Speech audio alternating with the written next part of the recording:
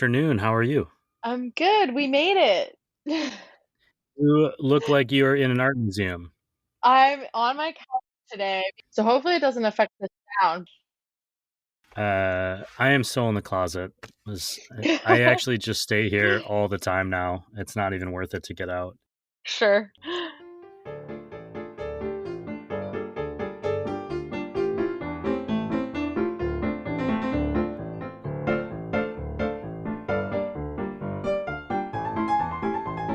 Hey, good morning, everyone. Welcome to Season 6, Episode 16 of the Roast West Coast Coffee Podcast. I'm Ryan Wolt, and this is the show where I bring you the stories of coffee professionals, entrepreneurship, and coffee education.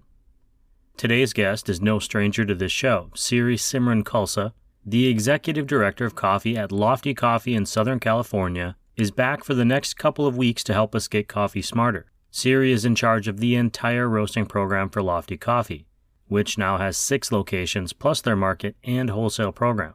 Today I ask her what mistakes new roasters make and how they can learn from her experience. It is something I've been asking all of this season's experts, and despite the question remaining the same, the answers have always been different, which speaks to the complexity of coffee and the various philosophies surrounding it. I should tell you that I'm working on this intro while eating a glazed donut and sipping on a cup of coffee. I'm a dipper. I enjoy soaking up coffee into my donut or the occasional breakfast cookie. I know that some don't. Some might cringe even. But you're not here. And the beauty of being an adult is that when I want a dessert for breakfast, I can get it, and I can eat it however I want. I hope you're out there treating yourself to a craft cup of coffee from your favorite local coffee roaster while you listen to this podcast, and we all get a bit coffee smarter, courtesy of this show's longtime coffee expert, Siri Simran Khalsa, Executive Director of Coffee at Lofty Coffee Company.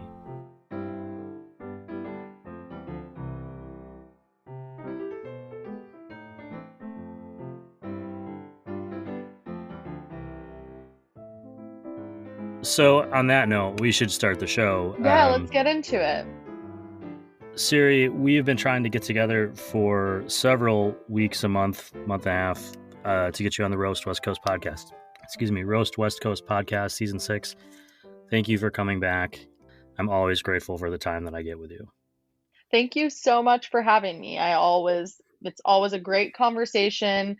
I feel like you always ask me out of the box questions that I'm sure your listeners love to hear. So I'm super excited for what you have in store for us today. I just found out we are one of the top 10 entrepreneur podcasts in Norway. So people are listening. Yeah. We are That's so not in the top amazing. 10 in America, but we are in the top 10 in Norway somehow. Amazing. I was gonna say that you've made it to season 6. Congratulations. I feel like that's a big deal. Thank you. You know what? You don't have to be good to be persistent. I Yeah, figure you just keep going. yeah. If you just keep going forever and ever, eventually people say, "Oh, he must know what he's doing." Well, you become the top podcast in one of the top podcasts in Norway. So, That's right. Before we get into the question I have for you today, I want to ask you about something I saw on Instagram. You are part of another group called the San Diego Coffee Network yes. with another great coffee person, Sophie Short. And you do this thing called Give a Bag, Get a Bag meetups. And I'm wondering if you could tell me what that is and why it's like how does it benefit the coffee community?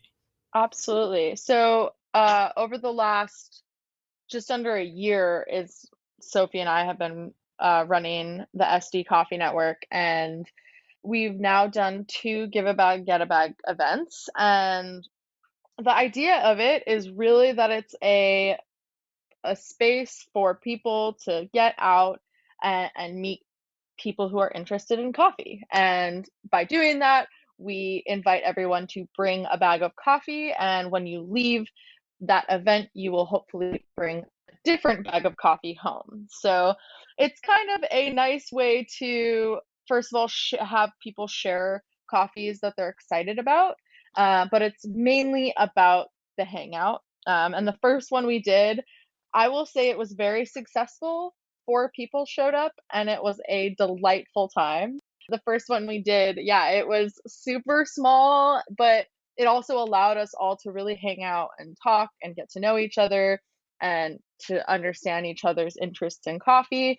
We had someone who was a new barista just kind of getting into the industry, and we had someone, Justin from Gentile Coffee, who he had just was working on reopening his location on University Ave. So we had him there. He brought his friend who was a photographer, and so it was a mix of people. Yet it's kind of just like this space that, okay, the common thing is coffee, but we're really just here to get to know each other on a human level. So this last one we had was really successful though, and not that the first one wasn't, but a lot more people showed up to this one, to the point where everyone who came brought more than one bag of coffee. So everyone actually ended up leaving with all sorts of coffee from different roasters. And something I thought was cool about this one was a handful of roasters actually came, and not so much just like, I like this coffee, here it is. It's like, I roasted this coffee and I want you to try it and I'm excited for you to taste it.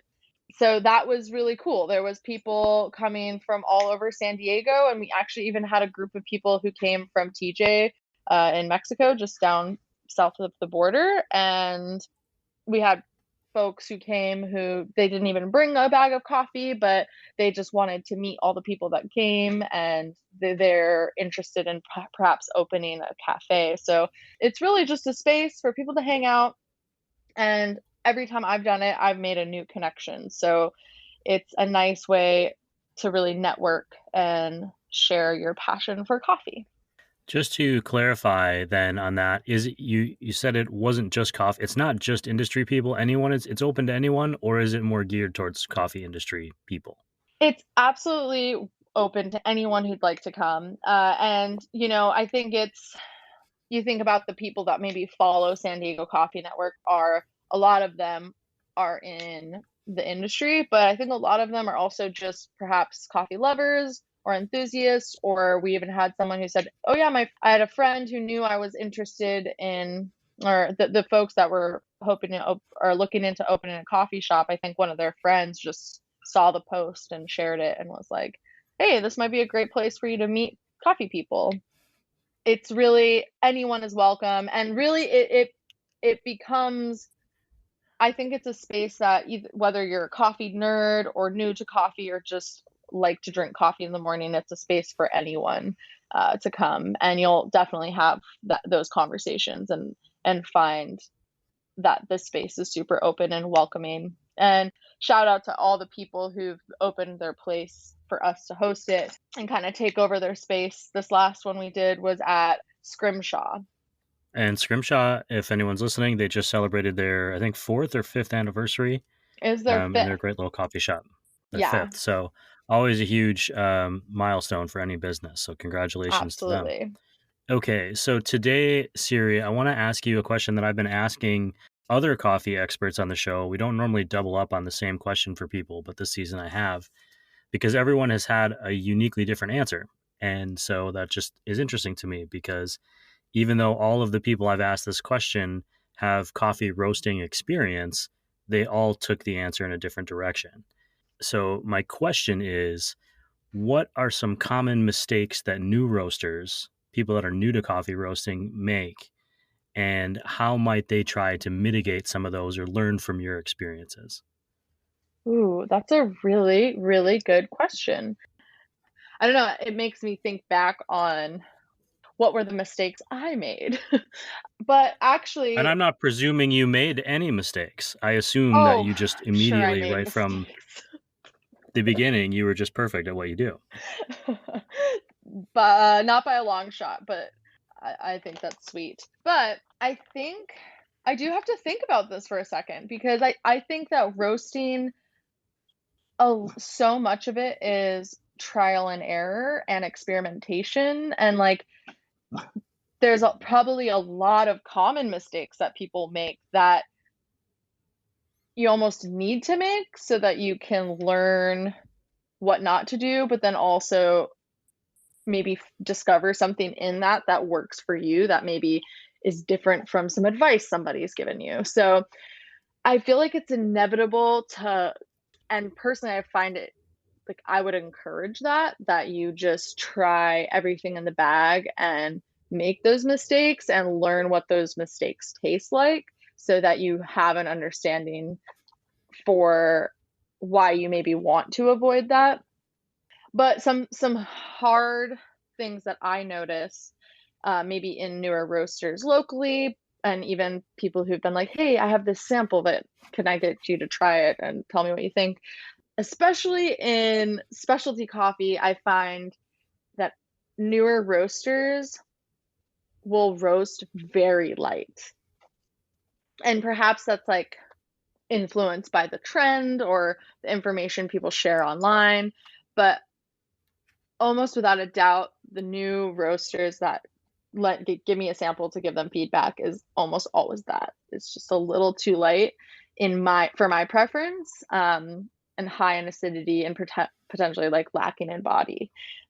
And I think though it goes back to my first point of experimenting, especially when you have a new coffee and a new machine and you're just excited about finding that sweet spot and seeing how exciting your coffee could be. Although that's a trend I've seen, I think it's still necessary to do that and maybe offer your coffee as samples to other people, and hearing that feedback, it can be enlightening. So I hope did that answer? Yeah, I think so. I think the idea that you are willing to make mistakes and maybe even intentionally make mistakes so that you can taste what is wrong. Mm-hmm. And I might be taking it a step further so that you know later on in life when you're roasting, if you taste something again, oh, I made this mistake and I know what it is because I did it early on in a controlled, somewhat environment. Yeah, or maybe a not controlled, and like someone was like, "Oh, that's kind of tasting a little bit grassy," or and then being able to compare that to your current palate and like be like, "Oh yeah, I could see that," or maybe be like, "Well, this is how I like it." So, teach its own. Sure. Well, I think it's a very interesting concept, the idea of dialing in a coffee and the mistakes that are made when you're dialing it in. That's kind of the value of that is you're doing it before it goes out into the world. Um, it is, I don't know, 85 degrees outside, and I almost feel bad asking this question, but we are officially in pumpkin spice season. Whoop Does whoop. Lofty offer a pumpkin spice coffee? Well, it's actually really good timing that you asked. I will say over the years I've worked there internally there's been a push against falling into the trend of pumpkin spice, but I have to say there is something to meeting our guests' wants. People want pumpkin in their lattes. We are doing a twist on it this year though, and over the last year we've introduced a new beverage to the menu called Cloudy with a Chance of Cold Brew. And it's our nitro cold brew with a cold heavy cream foam on top, and it's has vanilla and it's sweet and creamy and it's literally ice cream in a cup. But for this holiday season, because it's 85 degrees out and we live in Southern California, our fall beverage is going to be a pumpkin pie cloudy. And so we're doing a pumpkin pie syrup in that cloudy thick foam that we put on top of that drink. And it's honestly so good. Again, it's candy in a cup. It's candy in a cup, and I feel like it's going to be a hit. We're also dusting it with like a graham cracker crust dust. So it's really going to be a liquidy, cold pumpkin pie. It's going to be good. I think along with the idea of being willing to make mistakes, I think one thing that I've taken from the last several years is to not be so hard on myself for maybe liking things that are mainstream. If that's, I'm not claiming to be a hipster of any kind, although I've certainly been accused of that. I certainly wear enough flannels and I have a beard. I lived in Brooklyn at one point, but I certainly like had a opinion of like some things are just beneath me when I was maybe a bit less worldly. And Mm-hmm. I think over the past few years, the one thing that I've taken away from the pandemic as a whole, as just a general policy about how I live my life, is to not be too harsh on myself, no matter what it is that I decide I like. If it's a crappy reality show or a coffee. And I think the beauty of pumpkin spice is it has a bad reputation to some extent in coffee people, but there are coffee roasters like yourself or like Coffee Cycle or anyone who are making these fantastic drinks from scratch that are phenomenal and taste, exactly like what you just described, liquid pumpkin pie, Yeah. that we can enjoy and not feel Yeah, guilty about it.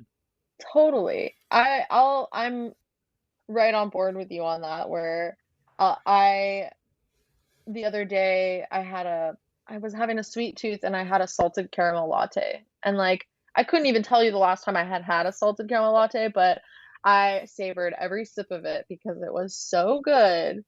And just like sugar and espresso and milk, it's just how can you go wrong? It's so good. And it's like definitely trendy and the mainstream, but don't knock it if it's good, even if it's popular. The only reason that I question is because this show is only popular in Norway. And so I would like people to say, oh no, like it's too cool. We need to start listening to it. I would like to get Yes. to that mainstream popularity. Yes. Siri, thank you so much for coming back on the show. I'm hoping that at some point it cools off.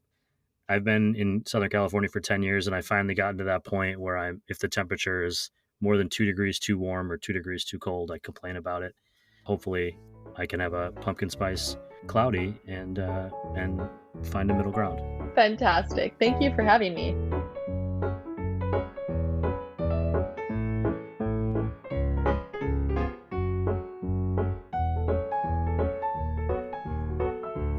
Okay, to recap, the primary lesson we learned today isn't entirely tangible, but it may be my favorite one from the entire season.